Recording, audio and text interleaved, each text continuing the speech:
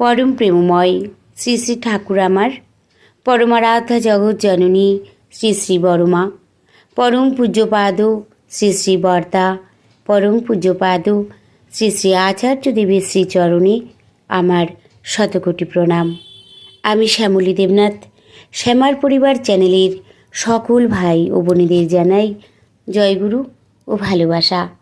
আমি শুরু করছি ইষ্ট প্রসঙ্গ আলোচনা।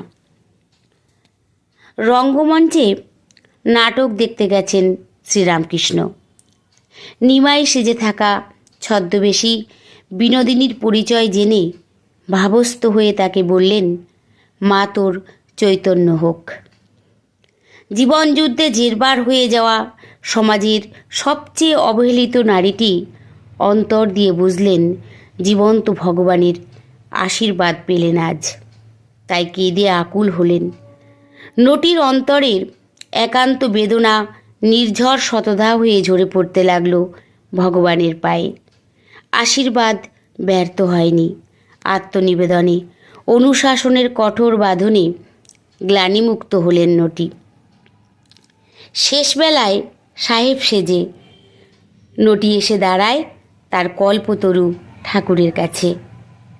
ঠাকুর ঠিক তাকে চিনতে পেরে বলেন, সবাই চাইছে, তুই কিছু চাইবি নে? মুখোশের আড়াল থেকে বেরিয়ে আসে পরম সত্যটি। না চাইতে যিনি সব দিয়েছেন, তার কাছে কি চাইব ঠাকুর? তিনি মহা পুলকিত হয়ে বলেন, এই তো তোর চৈতন্য হয়েছে। ঠাকুর জেনে গেলেন নিমাই সাজা মেয়েটির বাইরের সাজ আর অন্তরের সাধন এক হয়ে গেছে। পরম পুরুষ শ্রীরামকৃষ্ণ বলতেন, মান ও হুঁশ যাদের রয়েছে তারাই মানুষ। হুঁশ কথার অর্থ হচ্ছে চেতনা। চেতনা কি নিয়ে, কিসের চেতনা, কি সম্পর্কে চেতনা?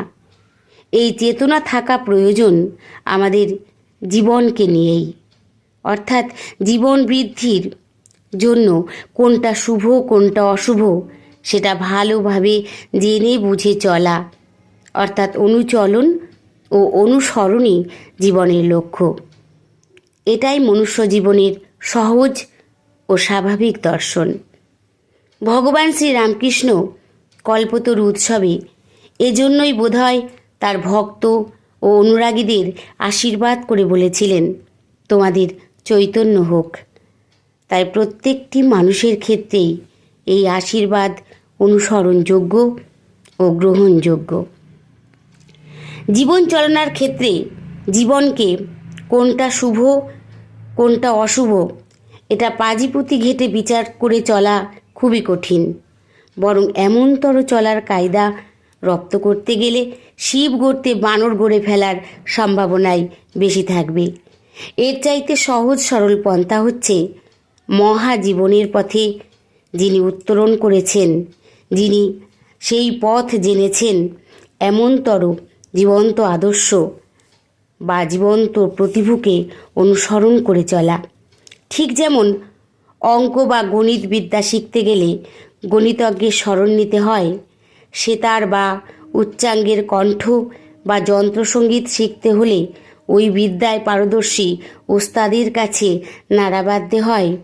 ঠিক তেমনি জীবনের শুভ অশুভ বা ভালো মন্দের তুক যিনি জানেন, জীবন বৃদ্ধির অ আ ক খ যিনি জানেন, আচরণ যে করে জেনেছেন, তাকে জেনে তার নির্দেশিত পথে চলাই চেতনা সম্ভূত বাস্তবসম্মত পথ।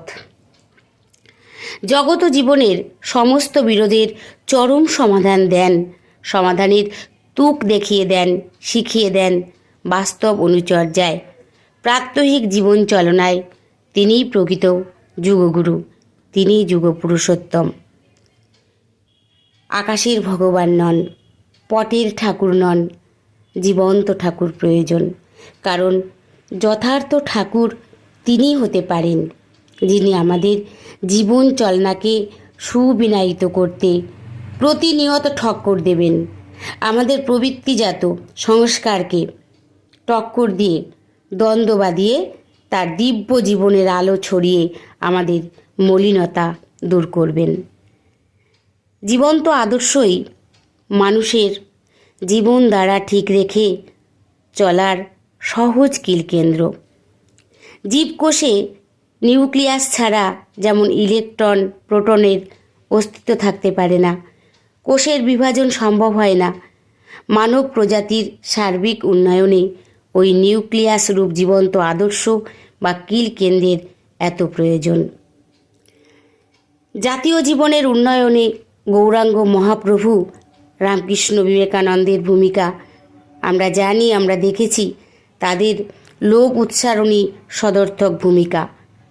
পরম দয়াল শ্রী ঠাকুর সেই পূর্ববর্তীর বিবর্তিত বিদ্যাভাসে ব্যক্তি জীবন, পরিবার জীবন, দাম্পত্য জীবন তথা সমাজ জীবনের মূল বুনিয়াদের ওপর দাঁড়িয়ে গোটা মানব সমাজকে আজ আন্দোলিত করে তুলেছেন। আজ তার করুণা ঘন দিব্য জীবনের পরশে ও প্রভাবে ভারতবর্ষ সহ বহির্ভারতে হাজার হাজার মানুষ স্বতঃস্ফূর্তভাবে অনুপ্রাণিত হয়ে উঠেছে এবং তার জীবন বৃদ্ধির সাত্যত বিধি নীতিতে চলতে অভ্যস্ত হয়ে উঠেছে। জীবনযুদ্ধে হতাশ ও বিধ্বস্ত লক্ষ কোটি মানুষ এই মহানন্দময় যজ্ঞে সামিল হয়ে জীবনে অমৃতের স্বাদ উপলব্ধি করতে পারছে। স্বস্তির সামগানে ঋদ্ধ হয়ে জীবনের প্রকৃত আনন্দ লাভ করে দেশে বিদেশের কোটি কোটি মানুষ তারই মহানামে উদ্দীপ্ত হয়ে উঠেছে এবং সবাইকে আকুলভাবে আহ্বান করে বলছে, জীবন খুঁজে পাবি, ছুটে ছুটে আয়। আমরা কবে আমাদের এই সংসার মঞ্চে অভিনয়ের পালা সাঙ্গ করে আপন ঠাকুরত্বের মহিমায় উদ্ভাসিত হয়ে উঠতে পারব? চৈতন্য লাভের সব ব্যবস্থাই তো ঠাকুর করে গেলেন, 1 আনা নিয়ে 16 আনায় দিয়ে গেলেন। দেওয়া ও নেওয়ার এই সলিল ছন্দে নিত্য জাগ্রত থেকে ধ্রুবতারার মতো আমাদের পানে নির্নিমেষ নয়নে চেয়ে আছেন। আমাদের চৈতন্য কবে হবে, কবে বুক ভরা ভালোবাসা নিয়ে বলতে পারবো, এই দেখো ঠাকুর, আমি তোমার, শুধুই তোমার, আর কারো নয়। জয়গুরু। সবাই ভালো থাকবেন, সুস্থ থাকবেন। পরম দয়ালের শ্রী রাতুল রাঙা চরণে আমি সকলের জন্য মঙ্গল প্রার্থনা করি। বন্দে পুরুষোত্তমম।